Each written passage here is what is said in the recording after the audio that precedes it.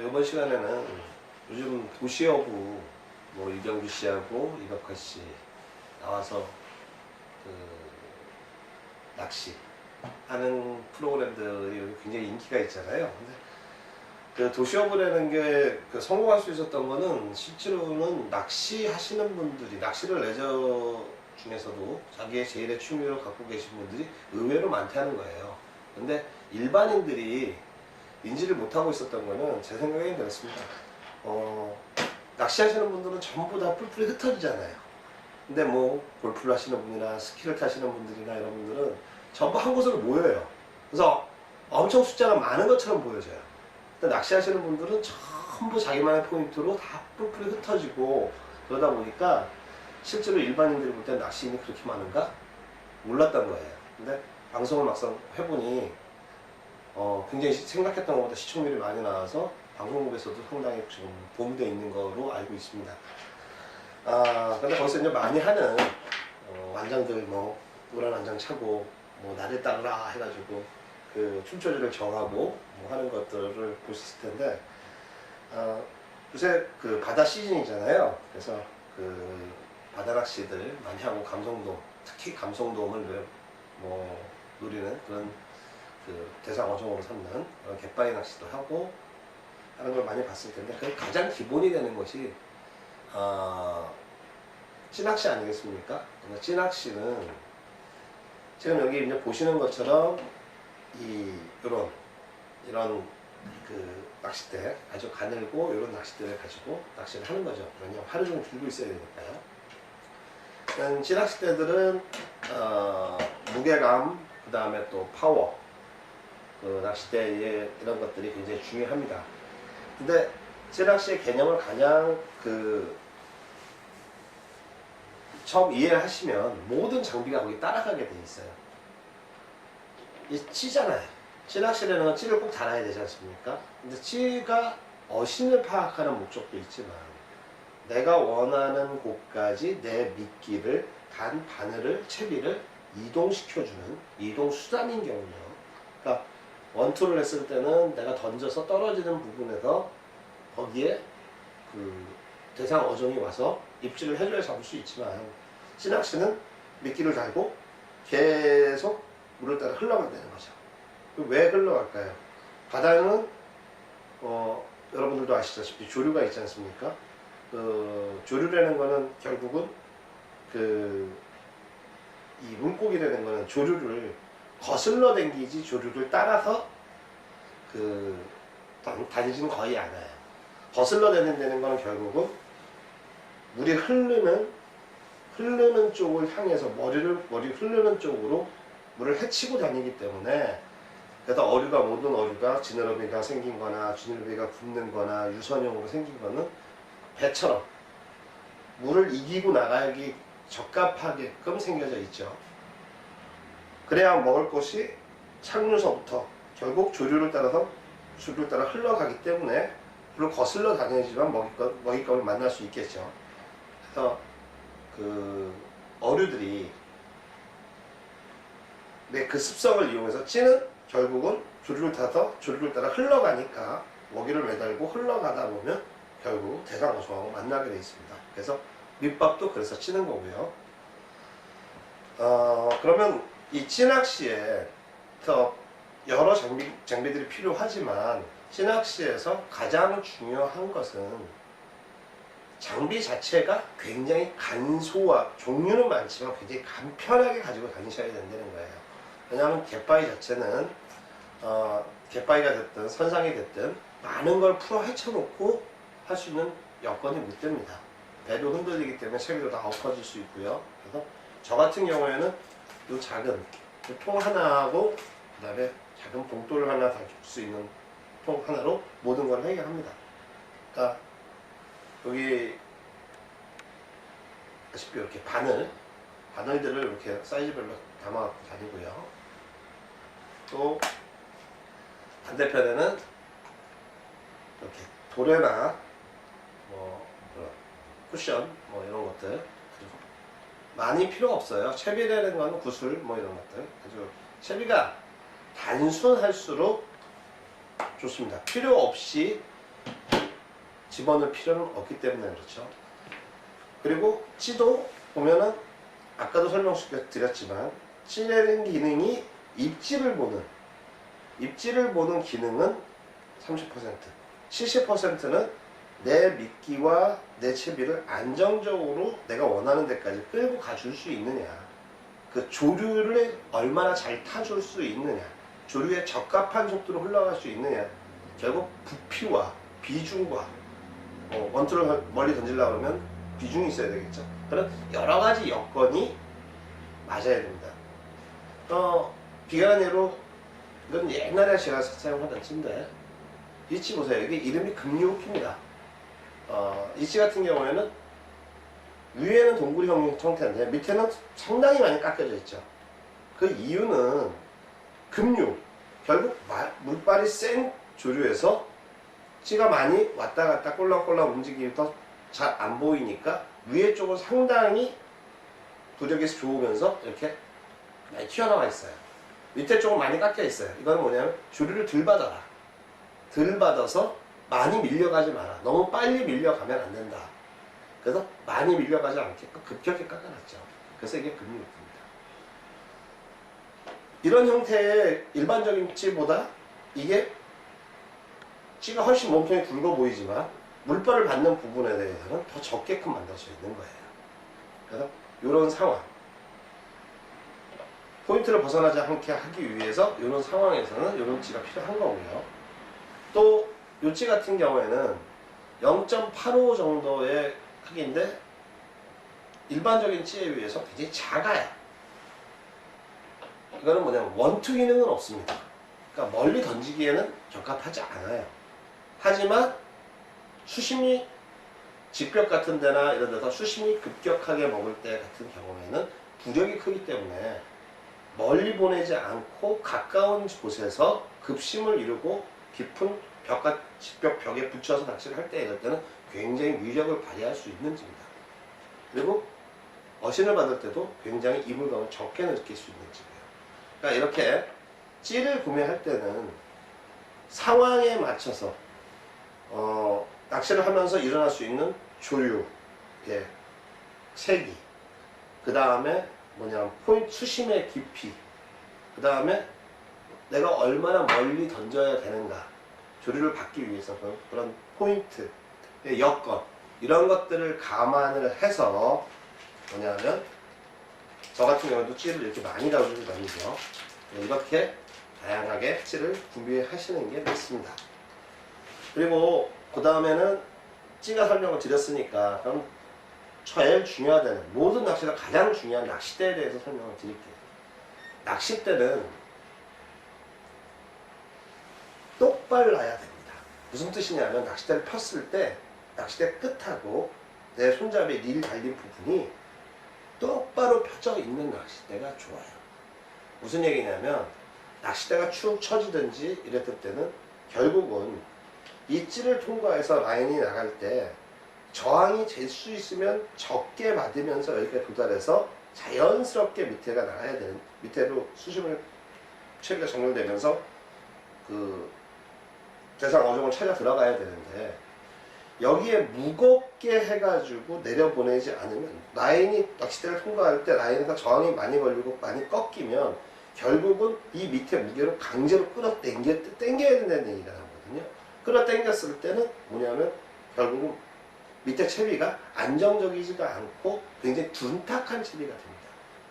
찌낚시에서는 가장 제일 좋은 것이 천천히 아주 부드럽게 줄이나 바늘이나 아무것도 없는 그냥 미끼가 되는 크릴새우 자체가 그냥 혼자 내려가는 것처럼 보여져야 돼요. 그래야 밑밥하고 똑같이 동일하게 밑밥에 하고 동일하게 흘러가 줘야만 가장 대상어들이 경계를 안 하겠죠. 그러기 위해서는 결국 줄이나 릴이나 낚싯대가 없이는 낚시를 할 수가 없기 때문에 낚싯대에서 저항을 안 받아주려면 낚싯대가 이렇게 굽으면 안 된다는 거예요. 이렇게 펴져야 된다는 거예요. 그럼 펴지기 위해서는 어때야 되느냐? 결국은 이 낚싯대를 만드는 이 카본이 고탄석 카본을 사용을 해야 된다고 합니다.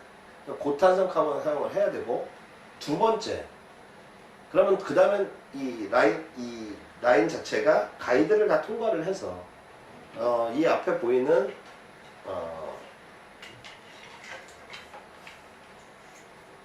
이 부분이 가이드죠. 이 가이드를 다 통과해서 나가야 되는데, 이 가이드가 하나, 둘, 셋, 넷, 다섯, 여섯, 일곱, 여덟, 아홉, 열, 열하나, 열둘, 열세. 보통 13개의 가이드가 붙어 있습니다. 그럼 이거를 다 통과해 나가야 되는데, 그러기 위해서는 어때야 되느냐면, 이 가이드 안에 이 링, 요 하나하나에 박혀 있는 이 링이 저항을 거의 주지 않아야 돼요. 그래서 가이드 링은 SIC 가이드 링이 장착되어 있는 낚싯대를 구매하시는 게 좋습니다. 물론 가격적인 부담은 될 수 있어요. 하지만 낚싯대는 한 대만 들고 하는 거기 때문에 그 낚싯대 한 대, 주대가 되는 한 대는 보통 1호대를 기준으로 합니다. 감성돔 낚시나 모든 낚시에서 가장 많이 쓰는 낚시는 특히 감성돔 낚시에서는 그 1호대를 제일 많이 써요. 그러면 그 대를 구매하실 때 여유만 되신다 그러면 대는 쫙 뻗어져 있는 낚싯대, 쉬지 않는 낚싯대, 그러니까 폈을 때 말입니다. 고기를 물었을 때는 아니면 혀야 되겠죠. 그렇게 그래서 일자가 돼서 가이드 구멍이 전부 다 일자가 돼서 라인이 잘 빠질 수 있는 낚싯대를 구매하시고, 가이드는 SIC 링이 박혀 있는 그런 가이드, 티타늄 프레임으로 되어 있는 가이드가 장착되어 있는 낚싯대를 구매하시면 좋으실 거예요. 또 하나, 이 부분은 릴 시트 부분인데, 릴 시트 부분을 국내에서는 이렇게 파이프 시트라 해서 파이프로 되어 있는 거에 이렇게 릴을 장착할 수 있는 이런 시트를 굉장히 좋아하세요. 결국 이 뒤에는 슬라이딩 방식으로 되어 있는 거는 되어 있죠. 네, 이런 방식, 이건 제가 옛날에 쓰던 낚싯대인데 한 20년도 더 전에 쓰던 낚싯대입니다. 근데 이런 것도 보면 이것도 슬라이드 방식은 똑같아요. 근데 이런 걸 판시트라 그러죠. 네, 이 판시트 방식을 요즘은 좀 좋아 안 하시는 것 같아요. 근데 제가 봤을 때는 뭐 판시트냐 파이프 시트냐 뭐 봤을 때 모양으로 봤을 때 파이프 시트가 좀 이쁜 것 뿐이지 뭐 기능상으로의 차이는 없다고 봅니다. 또 판시트가 유리하면은 무게를 많이 줄일 수 있어요. 파이프 시트보다는 판시트가 보통 한 15g 정도 이상 줄일 수 있습니다. 그 다음에 이제 릴은 이것도 제가 아직도 사용을 하는 릴이고요.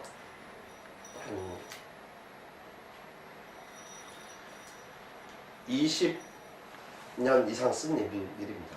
뭐 어느 회사라는 거, 뭐 모양을 보시면 아시는 분도 아시겠지만 어느 회사라는 것도 다 지워지고 또 모델명도 다 지워졌어요. 근데 이 릴은 지워지면 상관없습니다. 근데 릴은 제일 중요한 게 이 부분, 요 스프레 요 끝부분과 요 베일 부분만 기스가 선처가 없으면, 그러면 뭐냐면 릴은 사용하시는데 뭐 별 문제가 없습니다. 그 부분만 조심해서 사용을 해주시면 되고요. 그 다음에 이 전부 다 이렇게 이 레버 브레이크 릴을 뭐 요즘 낚시하시는 분들 대부분 다 많이 사용을 하시고 또 초보자들도 뭐 처음부터 레버 릴을 사시는 분들이 계시는데, 이 레버 릴이라는 거가 왜 있는 거냐 하는 거를 잘 생각을 해보셔야 돼요. 이게 브레이크잖아요. 레버 브레이크나 LB 릴인데, 그럼 결국 브레이크 뭐가 세우고 정지를 시키고 이런 기능을 갖고 있는 거지 않습니까? 근데 이 레버 브레이크 릴은 실제로는 초보자들한테 적합하진 않아요. 왜 않냐면은 큰 고기가 물어서 줄이 끊어질 것 같고 처리가 터질 것 같은 상황에서는 실제로 드랙을 조정을 해서 일반 일 가지고 드랙을 조정을 해서 고기를 승부를 하는 곳 고기를 달래시는 게 맞습니다. 근데 이 네버리는 언제 필요한 거냐면 이 낚싯대가 이렇게 쉬면서 결국 낚싯대의 탄력을 가지고 대상어를 지치게 하는 겁니다. 그리고 리듬 보조적으로 여기서 드랙을 풀어주면서 줄을 조금씩 풀어주면서 계속 낚싯대가 고기하고 싸움을 할 수 있게끔 하는 게 기본적인 낚시인데, 이 낚싯대가 다 펴질 정도로, 낚싯대가 다 펴져서 고기하고 일자가 될 정도로 큰 고기가 물었을 때 순간적으로 더 줄을 묶어주면은 어디 가서 줄이 쓸릴 것 같고, 그렇다고 가만히 있자니 아쉽고, 이럴 때 이 레버 브레이크는 한 가지 좋은 점이, 레버를 놔주면 역회전을 해요. 그럼 줄이 다 엉켜버립니다. 그냥 역회전만 하면. 근데 역회전을 시켜서 줄이 나가는 만큼 낚싯대를 세워줄 수 있다는 거예요. 순간적으로. 드랙릴은 여기서 자동으로 줄이 조금씩 그 드랙을 맞춰놓은 거에 대해서 풀려나갈 수는 있지만, 펴진 낚싯대를 세울 방법이 없습니다. 그때는 이 베일을 제끼고 손을 여기다 갖다 댄 상태에서 줄을 풀면서 세우고 다시 닫으려고 그러면 가능하겠지만, 그건 낚시의 아주 고수가 아닌 이상은 굉장히 힘들죠. 줄이 엉킬 가능성도 높고요. 네버릴은 그게 가능하다는 거예요. 근데 요새는 그걸 보조할 수 있게끔 여기 드랙도 있고 레버도 있고 하는 그런 일들을 많이 판매하는데, 실질적으로 아주 고수들은 실질적으로 앞에 드랙이 있는 거는 레버릴의 진정한 그 감으로, 여기서 내가 줄을 더 줘야 된다 말아야 된다, 드랙을 조금 줄 것이냐 말 것이냐를 감으로, 낚싯대에 오는 감과 오랜 경험으로 알고 이 레버를 자유롭게 조정하는 거에 비해서는 좀 스포츠카인데, 스포츠카는 이 스틱으로 기아를 조정하면서 최고의 그 스피드를 내야지 그 스포츠카의 진정한 의미가 있지 않겠습니까? 근데 자동 미션을 달아놨다 그러면 뭐 겉모양은 스포츠카지만 뭔가 좀 떨어지지 않겠어요? 똑같다고 생각하시면 될 것 같습니다.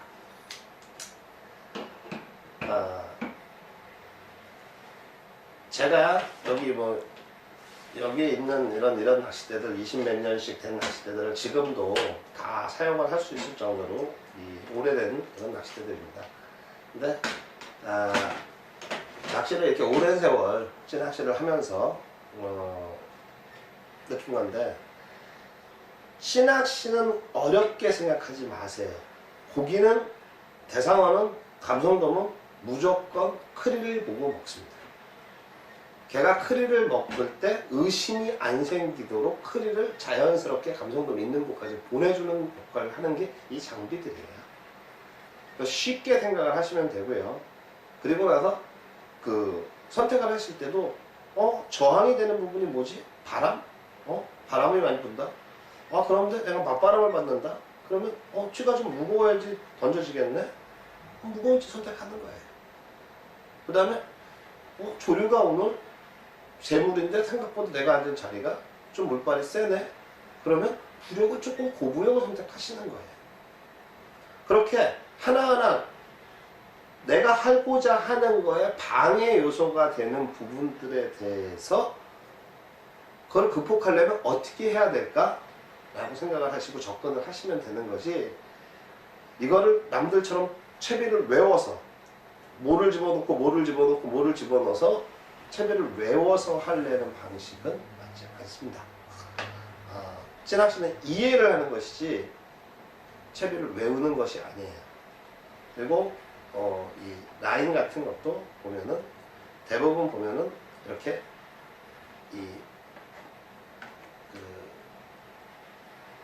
물에 뜨는 이런 라인들을 많이 사용해요.